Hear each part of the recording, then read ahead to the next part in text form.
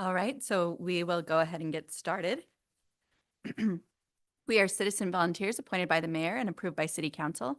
Any decision made tonight may be appealed by the city council, provided that the appeal is filed within 10 days of this hearing. In order to file an appeal, you must have given written or oral testimony at tonight's meeting. So that's why it's important to give your name and address when you testify tonight. We utilize a consent agenda. This means that if the applicant agrees with the staff report and if there's no public opposition, the item will be placed on the consent agenda. All items that are placed on the consent agenda are approved within one motion without further public comment. For items not on the consent agenda, we will hold a full public hearing in the order that we will detail. It will go staff, applicant, neighborhood association, and then public testimony. Thank you for attending tonight. Will the clerk please call the roll? Maloney, Here. Montoto, Here. Malloy, Here. Otter, Parks, Here. Owens, Here. Sales, Here. Moore, Here. 7 present, 1 absent.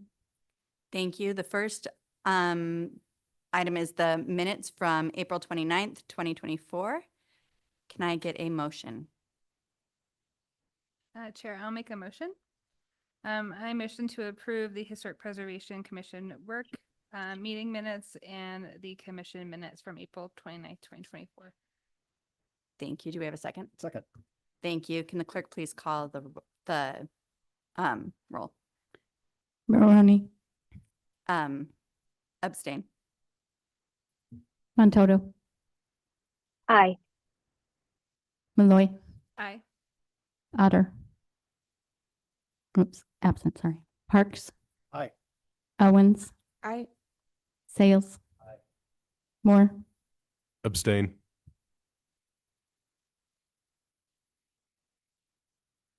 to abstain, 5 in favor. Motion carries. Thank you. And we have one item on our agenda tonight. It's DRH 24-00067.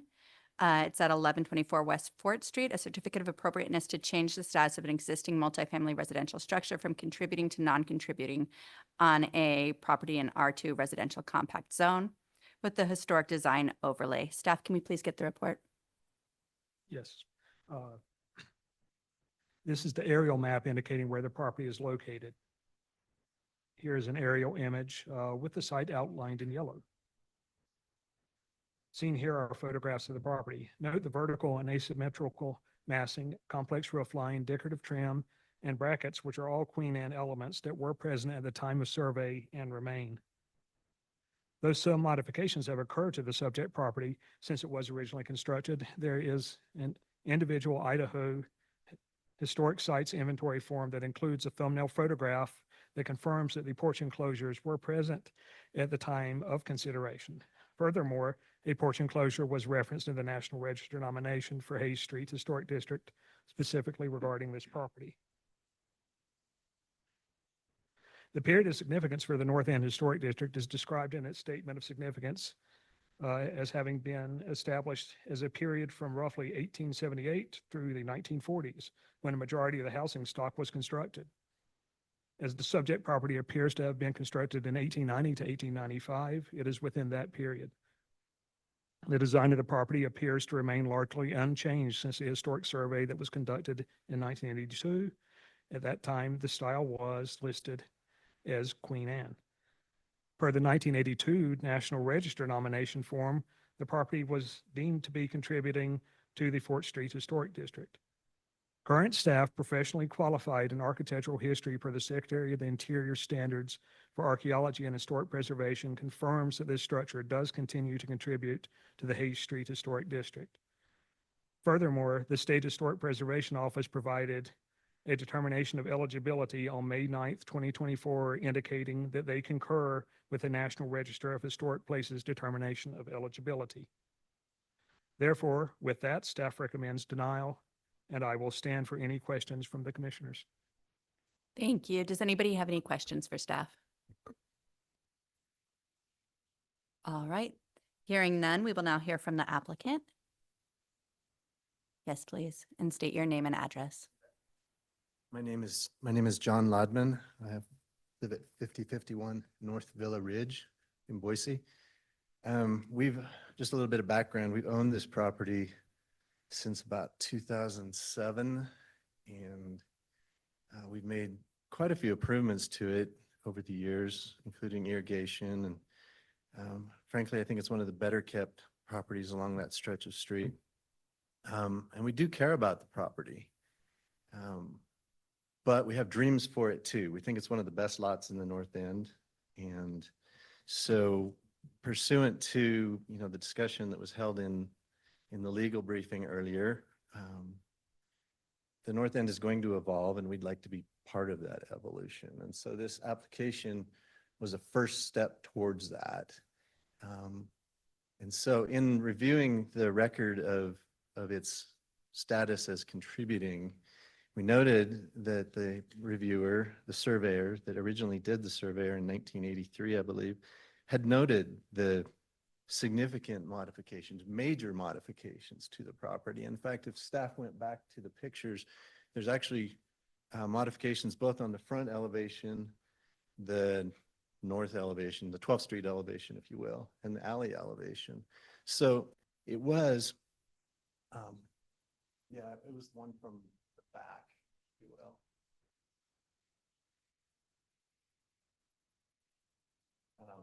Okay, the third picture on the right there, that whole area coming off the backside is added on as well. You can kind of see how that roof line was changed. I hope you can hear me on the microphone. Anyway, so the survey also included the property next door as contributing, which I realize is not part of this application. But it amazed me that with all of these modifications to this property and the property next door being basically an aluminum cube, and it really is. It looks like it could be in, any neighborhood, and is sided with aluminum and has no character whatsoever. Both of them were included as contributing in the original survey. When I asked, and of course it was off the record, why this would be, asked the Historical Society about this, because we were trying to do some research on the young lady who did this survey, which is kind of irrelevant, but we wanted to know more about her background. I was told that basically the surveyor goes into this with an agenda, that the fewer holes there are in the proposed historic district, the better the Park Service is going to like it. And so there was an incentive for properties to be listed as contributing. The surveyor also noted this property as being Queen Anne. And, I realize there's some minimal old-timey detailing on it, but if you go to an actual Queen Anne and say, look on Wikipedia, the characteristics of a Queen Anne might include towers, columns, a wraparound porch, hexagonal leaded windows, or horizontal bands of leaded windows, excuse me. There's a lot of detailing. This is, in my mind, a minor detailing of a kind of a prairie farmhouse construction. So as I said, we've got dreams for this property. We think it's one of the best in the North End, and Stephanie and me would like to live on it someday.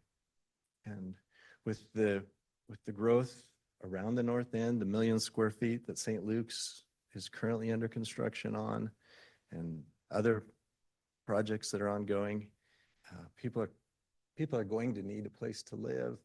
And frankly, with the size of the lot and how underutilized this lot is, we see it as being a possibility of 5 or 6 units, one of them being for us, obviously. So that's just kind of a statement of my motivation for why we did this, why we're here tonight, why we're all missing Jeopardy. And I really do apologize for being the only item on the agenda. I assumed we would just be a minor part of your evening. So to kind of recap, our reasoning for this is that we believe the original survey was in error, that they surveyed over 300 properties, and the only ones really that they found not contributing were commercial. They found major excuse me, major modifications to this property and to the one next door, and still listed them as contributing. And so that's where my statement of kind of a lack of objectivity in the original survey came from, is that, if you go into a survey with an objective, which is to get this area listed with the Park Service, then you're going to overlook what are obvious, in my mind, obvious inconsistencies and list properties anyway. A friend asked me, well, who reviews that? Certainly the Park Service reviewed that when it was submitted. And I can't answer that. Frankly, I doubt it. You're submitting a document that's been signed off by a state agency to the federal government. There's no tax implications for them. There's no other implications. So why would they spend a lot of time reviewing it or slapping it back? So basically, I think that it kind of went out as this, and it's been that way ever since. And so we are simply trying to correct the record, trying to take a first step towards what we would like to do down the road. And frankly, I'm getting older. It's going to happen sooner than later. I think that we would like to leave a legacy there of something really nice in the future. Where it is right now, everything that I do on that property, I won't lie, it feels like I'm fixing a hole in a moth-eaten sweater. Those properties were built as tenant properties, as noted in the survey, and they weren't well built. In addition to that, almost everything they have for mechanical, electrical, and plumbing systems were added after the fact, and it's very obvious. It makes me hesitant to even have to get into any of those things because of concerns about how robust they are over all these years. So that's all background and side stuff. Really, the bottom line is we believe that the original survey was in error, and we are trying to correct the record. And I stand for any questions. Thank you. Are there any questions for the applicant? I have a question. Have you explored, this property is listed in the National Register, and it sounds like you are going to be using it for income producing property potentially if you could redevelop it. Have you explored redeveloping the property using the tax credits? I have not. No, and it is income producing right now. It's a non-conforming triplex. And yeah, a non-conforming triplex. So I'll make a note of that and look into that. But from my perspective, being almost 60 now, I'm almost half as old as that property. I don't feel that old, but that property is not that old, and it is literally in some ways falling apart. It wasn't designed or built, and no property really is, to last hundreds of years. Things start to fail, but that's all irrelevant to my request tonight. My request tonight was only to reclassify it as non-contributing towards looking to future development, possibly. As you might understand, we're not, wealthy. And when you talk about the potential for having to go put, 5-6 figures into even getting entitled to do something with the property, there's a real motivation to not do anything, to just let it ride, let it, keep being the slumlord, essentially. I don't want to do that. I want to do something better, and hopefully we can make that happen over the next few years. Thank you. Are there other questions for the applicant? No? All right, thank you. I see the neighborhood associations here. If you could step forward and make your comments, state your name and address, please.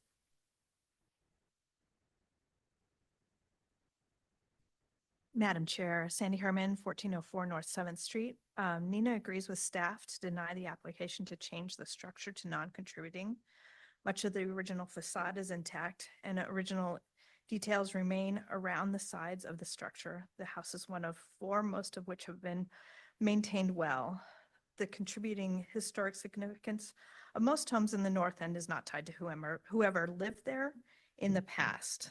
whether the house is a supreme example of Queen Anne style is subject to interpretation. However, it is a good example of the style of home being built here in the 1890s when Boise was a small frontier city. We'd also like to note that neglect is not a valid reason to change the contributing status of a structure. And this home was protected by contributing status when it was purchased. I think he said 2007. We found 2010, but that doesn't matter. I'd also like to state my home is of the exact same age. It also was a multifamily home at the time. It is now a single family home. And it has additions on it from 1910, 1930, 1960, 1990. It's still a contributing home.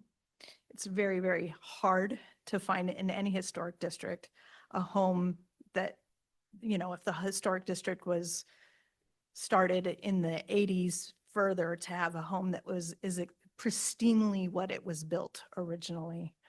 And I like to see us use the structures that exist and maintain them well. I've put a ton of money into my house. It seems to be built probably the same wood, all the same materials. I have the same structure underneath my house. It's really similar. So that's kind of where our opinion is. So any questions? Thank you. Are there any questions? Thanks. No, thank you. See, I don't have the sign up sheet, so I'm assuming nobody signed up. Is there anybody from the public wishing to testify tonight?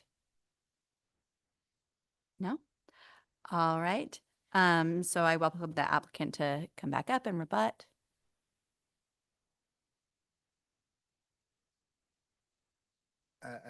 I would like to point out that we're not here tonight asking for a demolition permit. We're just asking for a change of status towards one day coming back to staff with that, with plans that say what we want to do with it. If the city wants the North End to participate in what is going to happen under the new zoning code as far as making room for more people, then lots like this that are underutilized, that have room, and this is more of a glory statement, I apologize, are going to need to make way to accommodate new construction as opposed to trying to maintain what was built in the 1890s. I realize I look at things from a different set of eyes. I was in commercial construction and development for 30 years, and I can just tell you I ended up tearing down some of what I built when I started. Things are not built to last. One of the school districts that I worked for had a goal of 100-year school, of designing a school that would last 100 years.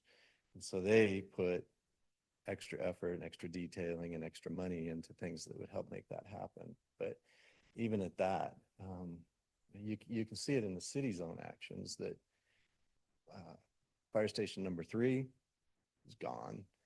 Most Collister School was about 100 years ago, maybe 6 or 8 years ago, is gone. Pierce Park Elementary, gone. Because everything has a life, and we all do too. And you know, there is a limited number of things that you can do over time to renew a structure and to make it viable, and especially when that structure is founded on stacked stone and is settling and has no earthquake resistance. And so those will be arguments for a later date, and I appreciate your time this evening. Thank you. Are there any final questions for the applicant or for staff? No. All right. Thank you. With that, I will close the public portion and we can render a decision or discuss.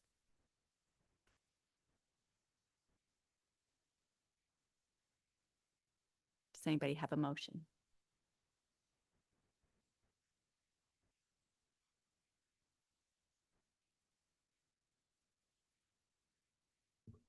I guess I will open up discussion. I agree with the staff's finding and recommendations of the denial for changing the status from contributing to non-contributing. I think, at the time of the survey, they noted those alterations. It was listed with those alterations. We just lost a National Register listed property last week that was not in a historic district. This one is in a historic district. We have a local historic district here to protect it. There's financial incentives for listed properties, federal tax credits that the owner could take advantage of for an income producing property. So I think there's some options out there. You just have to be open to those options.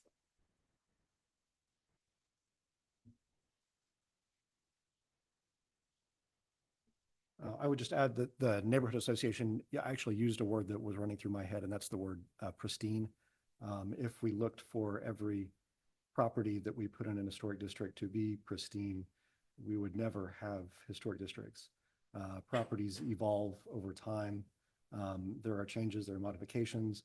I think in this example, it's still quite apparent.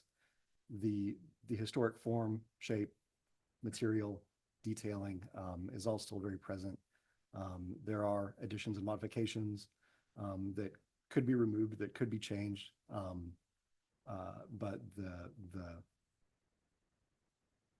the essence of what was historic is still present and still makes it as a form-giving structure part of the district as a whole. Thank you. Do we have a motion?